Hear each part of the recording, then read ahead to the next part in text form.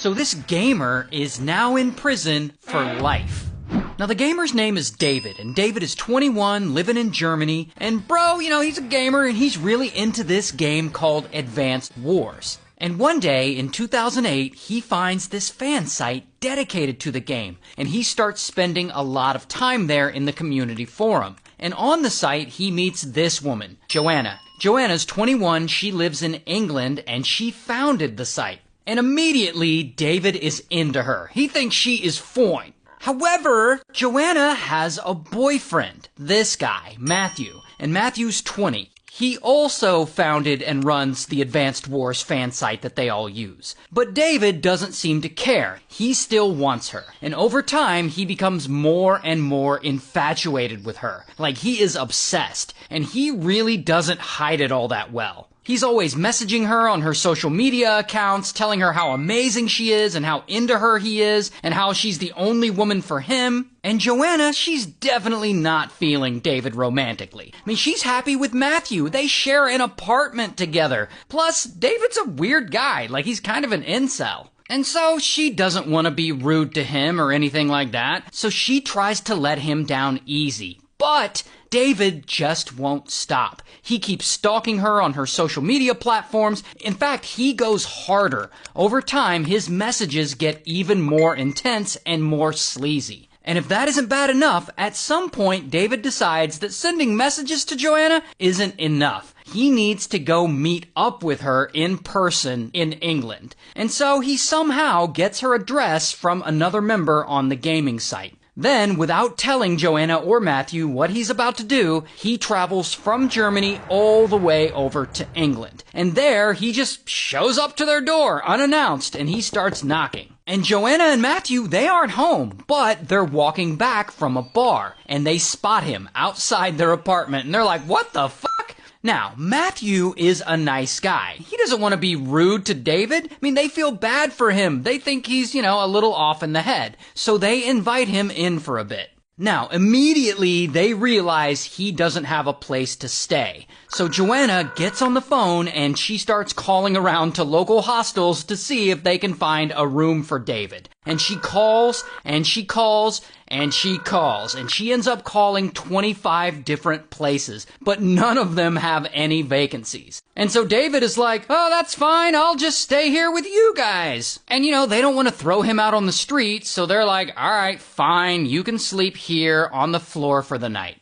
Here's the thing, though. Their apartment is really small, so really the only place he can sleep is on their carpet, which is in their bedroom. And so bro is sleeping in their bedroom now, and Joanna hates this. Like, she's creeped out all night with this weird-ass dude on her floor. The next day, Joanna and Matthew, I guess they finally find him a hotel, and they send him on his way. And for the next month, David stays in England, visiting people who were also involved in the community forum, people who know Joanna and Matthew. And the whole time he's with each of these people, pretty much all he talks about is how much he likes Joanna, which these community forum members find super weird. Not only that, he starts going back to Joanna's apartment periodically and leaving love notes outside for her to find when she comes home from work. Dude is just not gonna quit. Now, after about a month, he goes back to Germany and he continues living his life, playing games and whatnot.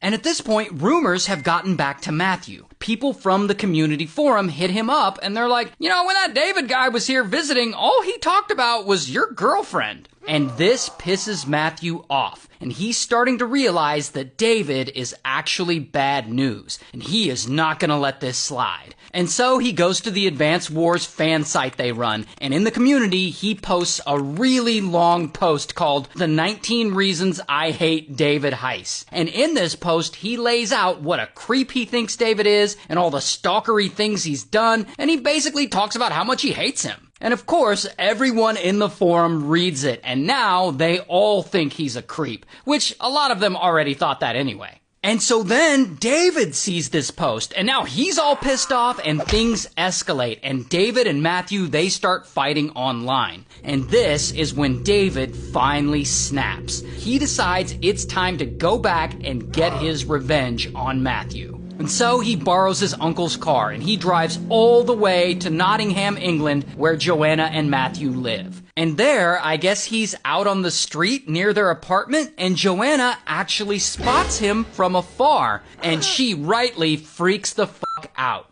And from there, I guess David chickens out and he just goes right back to Germany. But now Joanna realizes shit is getting real. And so she sends him a message basically telling him to get psychiatric help. And he writes her back and he says, "Joe, one day I'll break my promise and come back to Nottingham and offer you a knife or something and tell you to kill me because I don't want to live without you."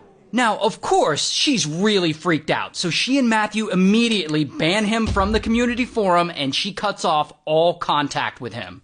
And a couple of months go by, and cutting off contact must have worked because they don't hear anything more from David. So, problem solved. Until back in Germany, David comes up with an insane plan to try and win Joanna back. He's going to unalive Matthew and stage it to look like Matthew unalived himself. And so he flies from Germany back to England again. And there he goes straight over to Joanna and Matthew's building. And he doesn't knock on the door or anything like that or try and go inside. Instead, he camps out in a sleeping bag near an AC unit overnight. The next morning, Joanna leaves for work, and David is nearby watching her leave. As soon as she leaves the building, David enters it, and he goes upstairs up to her and Matthew's door, and he knocks, and he pulls out a knife. Then Matthew answers, and as soon as he opens the door, boom, David attacks him, and he stabs him again and again and again until Matthew stops moving. He stabbed him 86 times. And this is such a brutal attack that David now knows he can't make it look like Matthew did this to himself. Matthew couldn't have stabbed himself 86 times. And so David decides to make it look like a robbery gone wrong. So he starts trashing the place, knocking things over, dumping out drawers. Then he leaves and he flies back to Germany.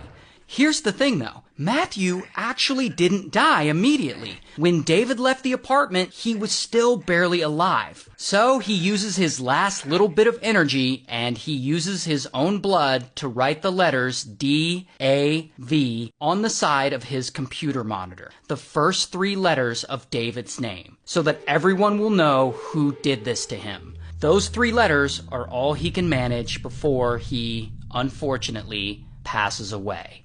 And of course, this clue, combined with all the well-documented stalking, lead police to know exactly who did this. And eventually, German police show up to David's door, and bam, they arrest him. Here's his mugshot.